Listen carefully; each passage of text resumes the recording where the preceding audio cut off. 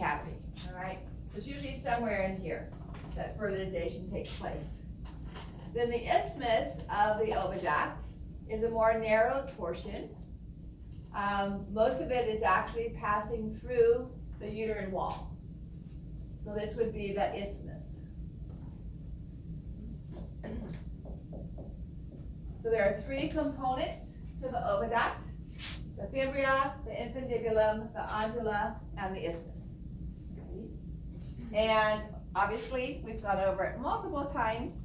So this is going to have its embryonic development from the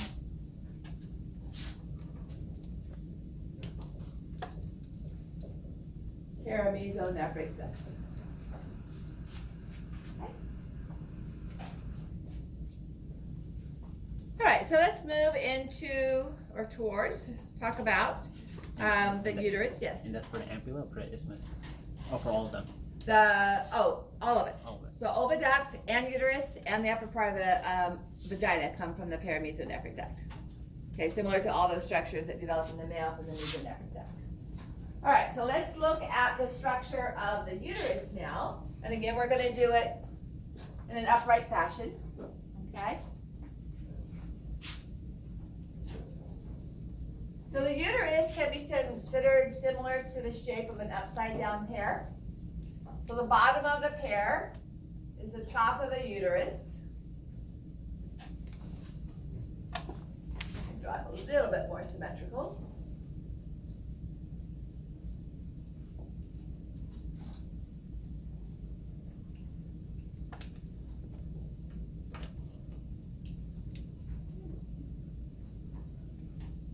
And this is known, this top part here is known as the fundus. This area here is the body. So the body contains most of the uterine cavity.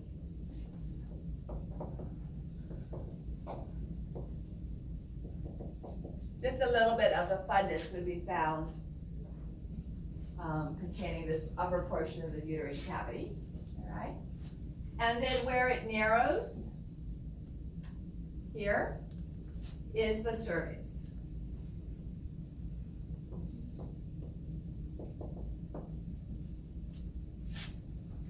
The cervix bulges down into the vagina.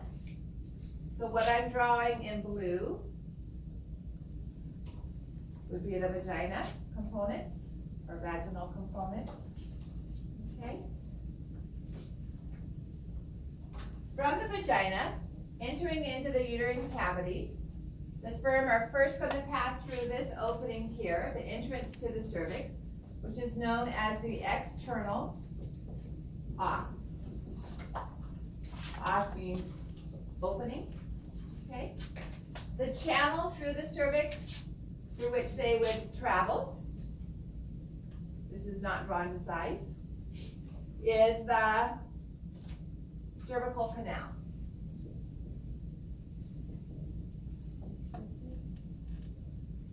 And then the sperm would enter the uterine cavity via the internal os. Now we're talking about the birth of the child. Usually head first. The head's going to enter the internal os first and then move into the vagina via the external os. Okay? Let me bring this down a little more. Now, if we look at the wall of the uterus, I'll do the ligaments first, so I stay here. So we talked about some of these ligaments already that pertain to the uterus. So the one that we've discussed already is the round ligament. So up here on the lateral aspect of the uterus, if I were to look on top or anterior, so we're looking at the fundus of the uterus. We're sitting on top of the bladder and looking back and seeing the fundus of the uterus, the top of the uterus. And there are three structures that are found laterally. One is the round ligament.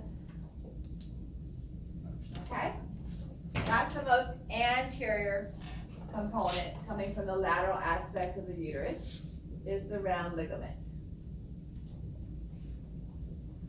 The next structure is the oviduct. So that's the medial component, the oviduct. And then the most posterior structure, the rest of the lower gubernaculum, is the ovarian ligament proper, which attaches to the ovary, okay?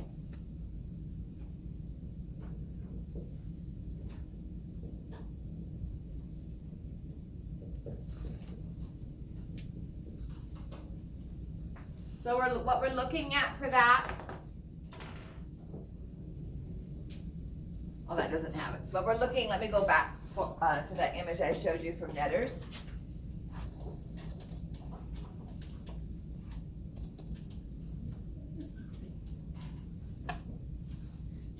So round ligament, oviduct, ovarian ligament proper, okay? And that anterior to lateral to posterior relationship.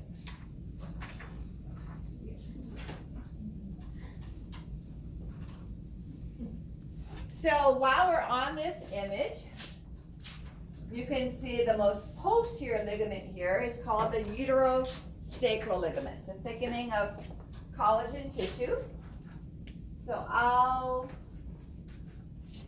suggest the round ligament here.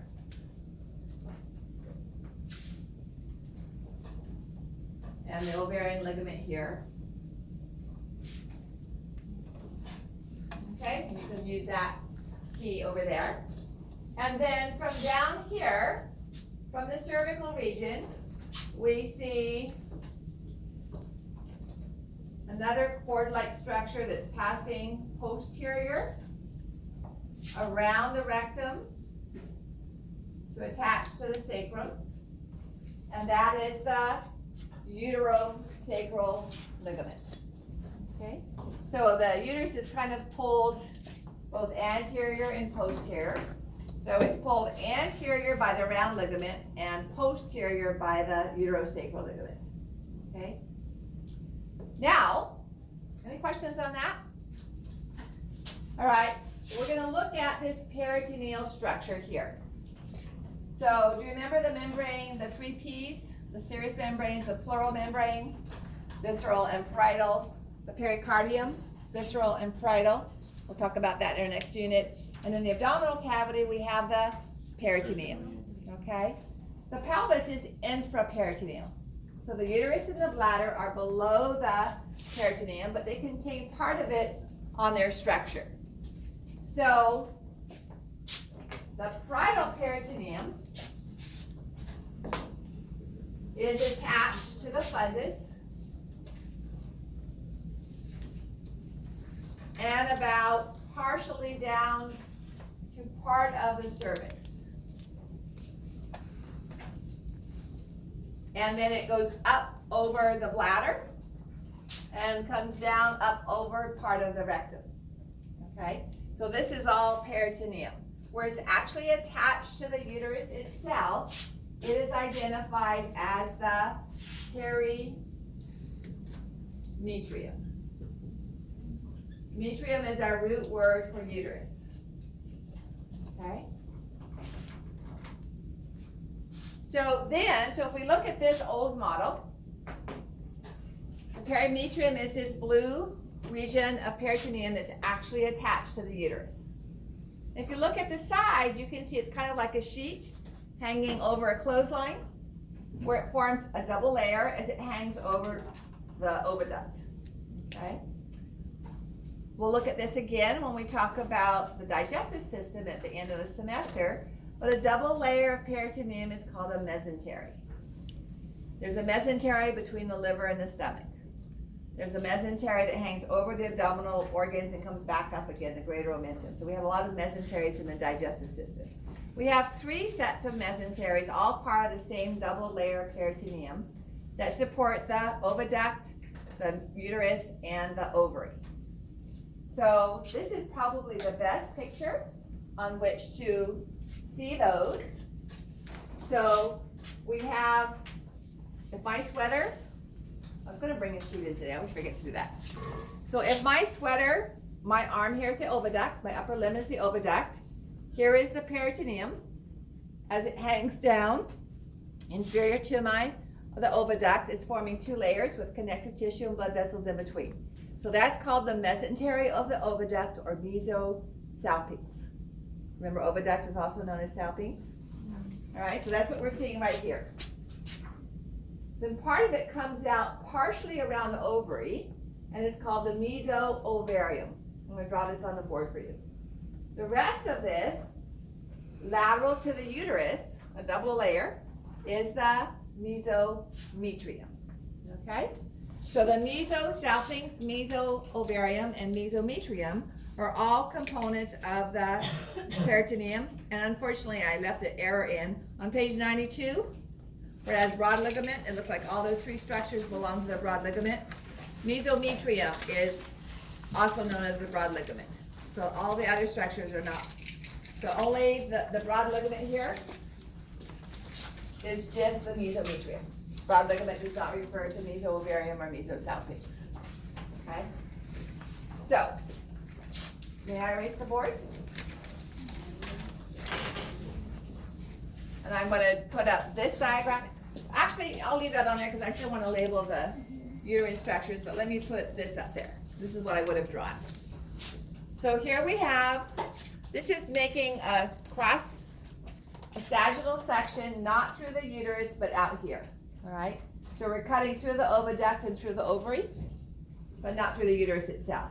So here is the oviduct, here's the ovary, and where the peritoneum hangs down, forming two layers, that is our mesosalpinx. Okay? M-E-S-O with salpinx.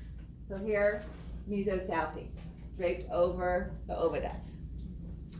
Then, the posterior part of that is wrapped partially around the ovary. What would happen if it completely enclosed the ovary, like it does the stomach or the liver? What would be the issue with that? The egg would be trapped, all right? Because it would be closed and the membrane sac would never be able to get into the oviduct. It'd just be like saran wrapped. So only part of the ovary is surrounded by the peritoneum. And so this portion right here is the meso-ovarium. Okay? So this would be mesosalpinx.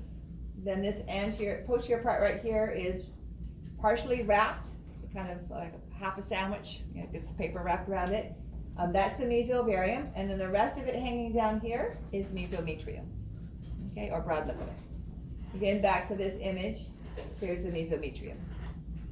If we look at Netter's diagram again, we would have mesosalpinx, right angles, and it's hard to see that in the image, would be meso-ovarium, and all of this would be mesometrium.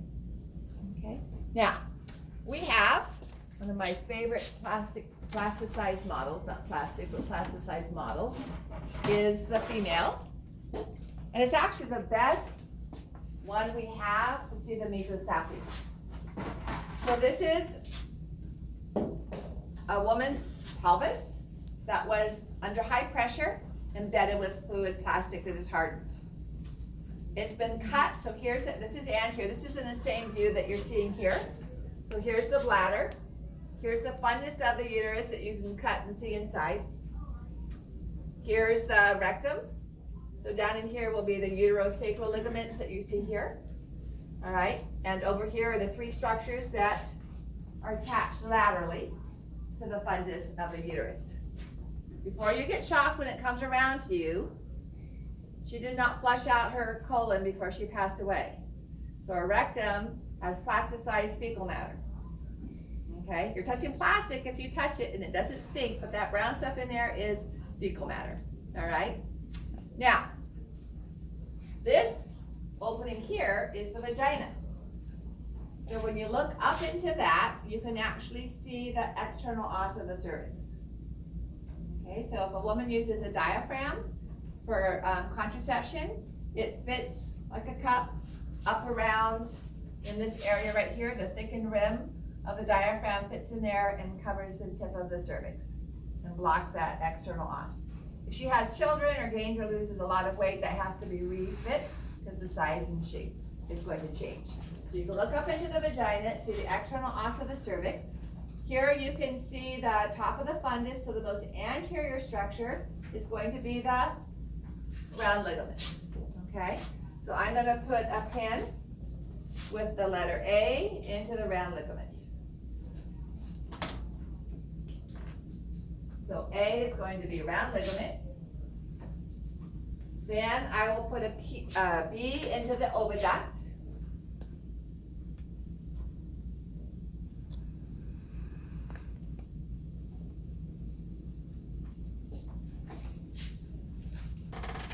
And a C into the ovarian ligament proper.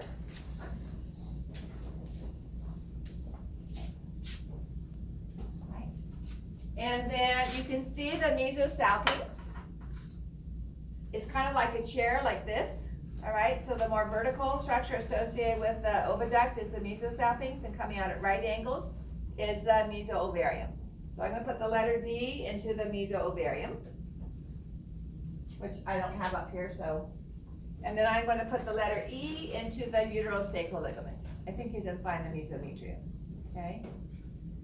So, letter E into the uterosacral ligament.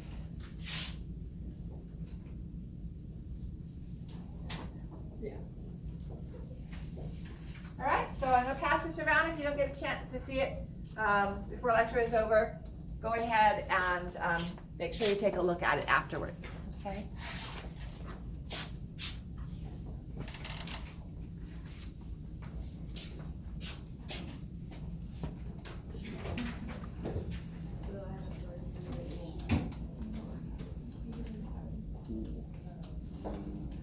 All right, so question 4.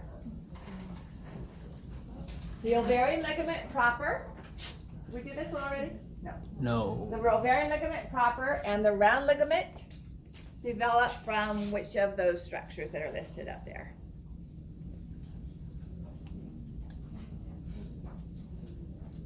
Do you have a picture from the first diagram I put up there with the ovary? It's on there.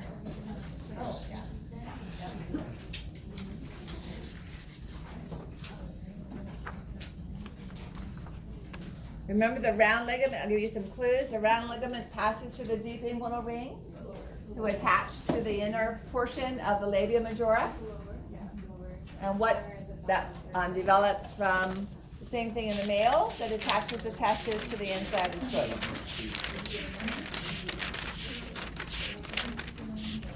Oh.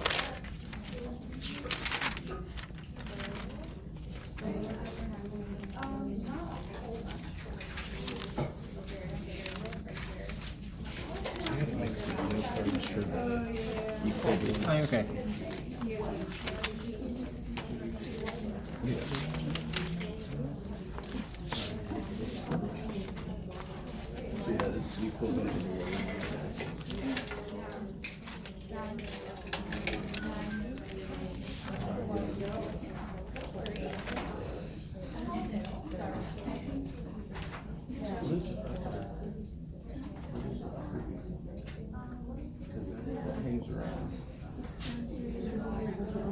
Okay, does anybody want more time on question number 4? Don't feel shy about asking for it if you would like it. On my notes, I have lower makes the labia majora, but the upper makes the remains. The remains makes form the ligament. Do you have something similar to that? I think a lot of people are saying So lower, as we but I think look it's upper. at the wall structures of the uterus, remember I said that the peritoneum attached to the anterior top and posterior part of the uterus is called the perimetrium. The muscle is smooth muscle of the uterus, and it goes in different directions. What's our 2 root words for muscle? From 430. Myo, so we have the myofiber, all right, the myofibril, and the other root word is We use it for the plasma membrane of the muscle cell. Sarcolemma, sarcoplasmic reticulum. All right, we're going to use myo for this. So the smooth muscle of the uterus is known as the myometrium. Okay. So it's all smooth muscle. This is the smooth muscle that binds to the oxytocin, which is used to increase the force of uterine contraction via positive feedback. The myometrium can develop benign tumors known as fibroids. All right, so fibroids can be small, they can be as large as grapefruit. They can be treated hormonally, but if they keep coming back, surgery might be used to remove it, or a hysterectomy might be done. A few years ago, 6, maybe 8, a company developed kind of a roto-rooter for removing fibroids, and it chewed them up. And kind of, it would go in there and attach on it, chew it up, and then suck it out. Well, unfortunately, it was used on uterine tumors that were malignant, that were cancerous, not benign cancer. And in that chewing up, it spread those tumor cells everywhere. Okay? So there were thousands of women who ended up with tumors throughout their peritoneum, their pelvic cavity, peritoneum, because of that treatment before it was outlawed. Unfortunately, some doctors knew about it and just kept doing it. But essentially, yeah, it just kind of sprayed those tumor cells everywhere when they thought they might be removing benign instead of malignant. Then we have the lining of the uterine cavity. And this is a simple columnar epithelia with a lot of loose irregular connective tissue that we'll diagram a little bit later. But I'm drawing it thicker than just a simple squamous. It's simple columnar that forms uterine glands until we get to the lower portion, and I'm going to draw that in a dotted line. This lower portion of the cervix is actually a non-cornified stratified squamous, just like the vagina, okay? So here is the simple columnar, and it's known as the endometrium. So if you've heard of endometriosis, with menses is a separation of the two portions, the two regions of the endometrium, and along with the associated blood, because the vessels are torn open, that's menses. However, that portion of the endometrium can also pass through the oviduct, which is simple columnar but has cilia. I didn't mention that as we went over the oviduct, but this is simple columnar with cilia. And it can actually lodge in the oviduct and grow there, still affected by the hormones. So anytime there is the woman has a period, then she's going to have extra growth of that tissue, and she can have trouble getting pregnant, all right, if that scars and so on. However, the endometrium doesn't have to stay in the oviduct. It can come out the oviduct and be anywhere in the peritoneal cavity, and even go down. Part of the peritoneum is pulled down into the anterior thigh with the femoral vessels, and she can have endometriosis and pain and cramping way down here. So that can sometimes be difficult to be diagnosed because it's not something that you would, even when the woman says, I get that pain there every month, that would be a clue, that it might be hormonally related. So that can cause pelvic inflammatory disease and scarring and make it difficult for pregnancy to occur. So this portion right here, as I said, is a simple squamous epithelium and non-cornified, simple squamous, stratified, not cornified, stratified squamous epithelium. And that's the region that is, this is a small brush, not a soft brush, but it's going to scrub a bit and it's going to scrape off those cells. So this is called a speculum, opening up the vaginal space and exposing that external os. And then the brush is twirled just on the inner opening of that external os. And the cells that are removed are spread on a microscope slide, put in preservative, and sent to a lab to be tested. So see how it's columnar cells up here? Stratified squamous here. These are normal cells. When they develop this large, dark nucleus, they're starting to become abnormal. So normal, abnormal, and tumor cells look for cervical cancer. Okay, which most of the cases of cervical cancer are linked to the human papilloma virus. So the long name for that test is the Panicolau test, Greek doctor, and now it's just called a pap smear. Okay, this should be done when a woman becomes sexually active. For a long time it was done every year, now it might be spaced apart. And so this summer when I was visiting my sister, I was complaining about how I hadn't had some blood tests drawn, and my doctor's office, so I take a migraine medication, and the refills last for 3 months, and then I have to go back and see the doctor again. And so I'd seen the doctor in January, needed the refills redone in May, and the doctor's office said, you haven't had your blood drawn, so we're not going to refill that till you go to the lab and get your blood drawn and get your chem panels done. Okay, you're holding me hostage, I understand, I'll go do it.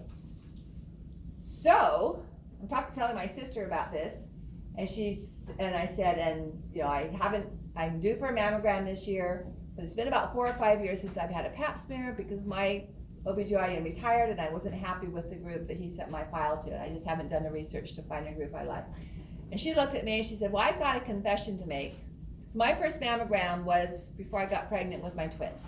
I was 38. She said, I've never had a pap smear and I've never had a mammogram. She's 59 years old. I think my eyes got big because she said, I know. If the doctor's office would just tell me to do it, I would go do it. And I said, what? She says, I know, I should just do it, but why haven't they told me? Because I was saying, I go in and they say, okay, you need this, you need this, you need this. In about 5 years, I'm due for another colonoscopy. I had my first one, and it's like 10 to 12 years now. And I just said, why are you waiting for the doctor's office to tell you? I mean, she's just fortunate that there's no history of breast cancer, cervical cancer, ovarian cancer, uterine cancer, any cancer on either side of our family, mom or dad. But like I said, this should be done when sexual activity starts, so at whatever age. It should be done yearly or every 2 or 3 years, depending on what your insurance pays for or your doctor asks for, but at least it should be started. All right, so let's take a look at the blood supply to the uterus.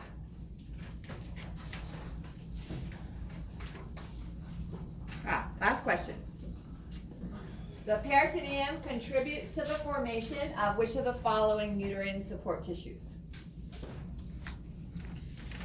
So all of these are structures that support the uterus, okay, that can become stretched or loosened with childbearing and childbirth, but which of them are formed from the peritoneum?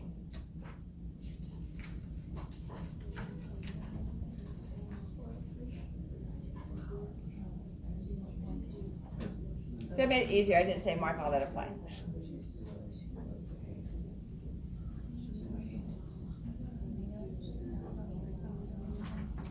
May I raise the board while you're thinking about that? Everybody have images of that?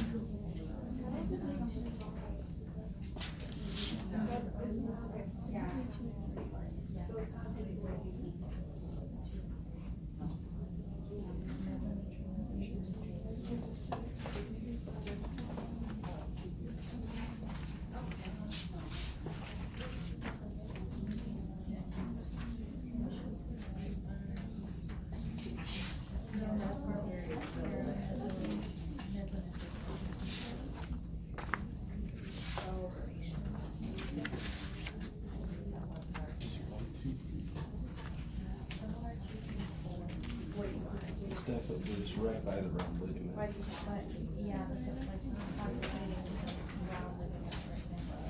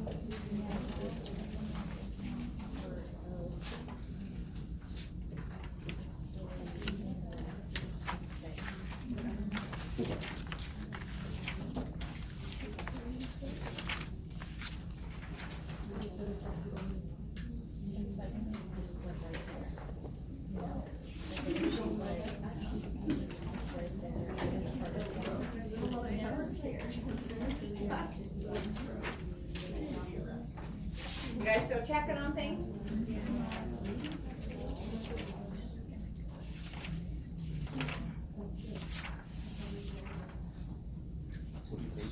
I think it's broad and hold on. These, because broad it contains this meso stuff. So when you say broad, I think it supports these as well, right? Because the peritoneum is surrounding these things, right? Yeah, the peritoneum would be like around the top of it. So probably wouldn't be this, because peritoneum is abdominal. Okay. So it just goes like this. Right. What means a double layer of peritoneum? There you go. Oral. Do that again. What did you just I said, what means a double layer of peritoneum? Meso. Or mesentery. Okay, so mesentery is a double layer of peritoneum. There's your clue.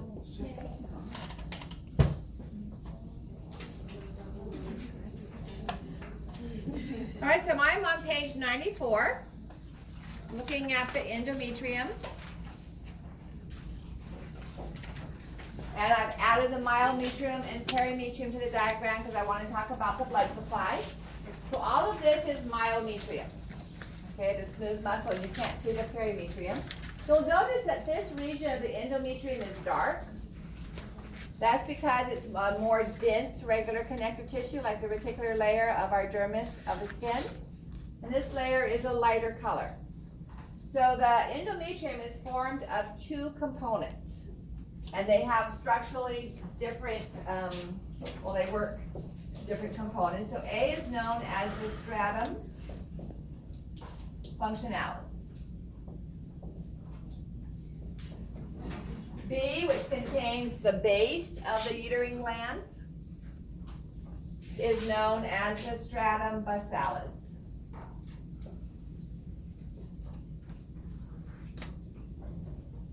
The hormone estrogen, we'll talk about hormonal cycle on Monday, influences the growth of the stratum functionalis. So it gets thicker and thicker, and the uterine glands get longer and longer under the influence of estrogen, okay? And this starts before ovulation and continues after ovulation. When menses occurs, that is because the blood supply, you can see that diagram on the bottom of that same page, the blood vessels in the endometrium are no longer receiving progesterone, and they constrict. And that causes death and a separation of the tissues from the stratum basalis and the stratum functionalis. This dotted line you will not see in any histology slide. But the blood vessels here constrict, and at menses, all of this is lost, okay? So menses is all this tissue plus blood. It seems like more, but over the period of menses, it's about a cup. So During menses, this is nude. There's no epithelia on this top of the stratum basalis. But we still have the base of the uterine glands. And I don't know if you remember, if you heard about burns when you were studying bio 430 in the skin. But in a second degree burn where the epithelium is burned off, grafts are not typically required because the epithelia from sweat glands and hair follicles can grow up and over and cover the surface of the dermis and provide protection against evaporation and infection.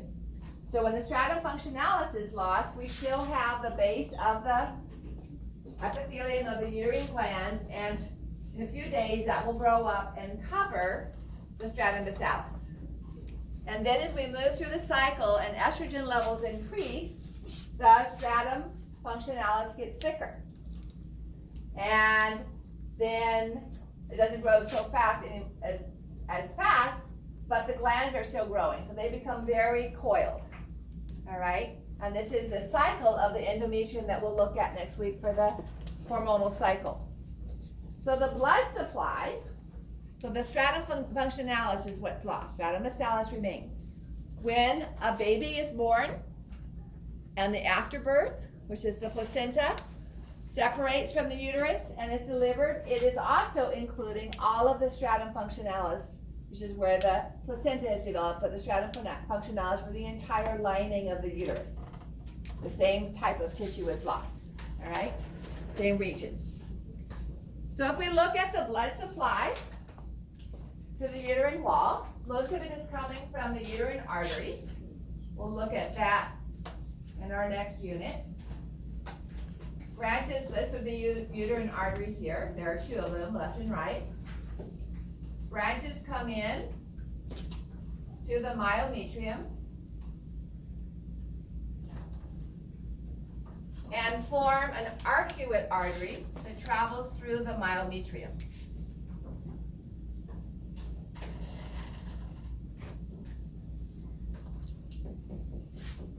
Just so you can see where this is.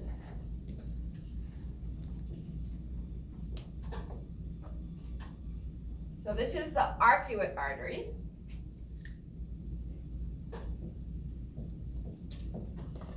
And then traveling through the rest of the myometrium up into the stratum basalis, we have the radial arteries.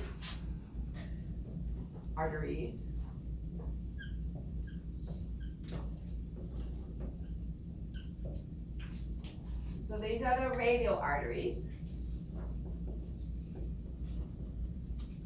And then from the radial artery up into the stratum functionalis, we have spiral arteries. And these are what constrict and die back and cause the stratum functionalis to separate from the stratum basalis. So the spiral arteries constrict and no longer supply blood to the stratum functionalis, and it dies back, and we have that separation. So spiral arteries belong to the stratum functionalis.